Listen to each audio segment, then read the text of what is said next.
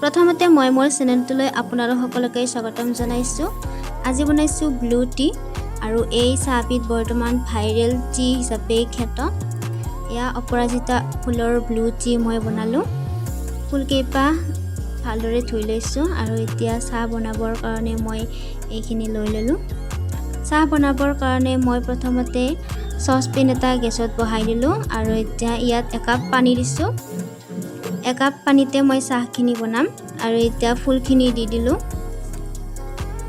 এইখিনি উতলিব লাগিব আৰু ইয়াত ফুলৰ বাহিৰে বাকী আন একো দিব নালাগে। অপৰাজিতা ফুলৰ গুণাগুণ আপোনালোক সকলোৱে গমেই পায় আৰু অপৰাজিতা ফুলৰ চাহ সদায় খাই থাকিলে বয়সৰ চাপ মুখত নপৰে, কাৰণ ইয়াত এণ্টি এজিং প্ৰপাৰ্টিজ থাকে আৰু অপৰাজিতা ফুলৰ গুণাগুণ বহুত বেছি।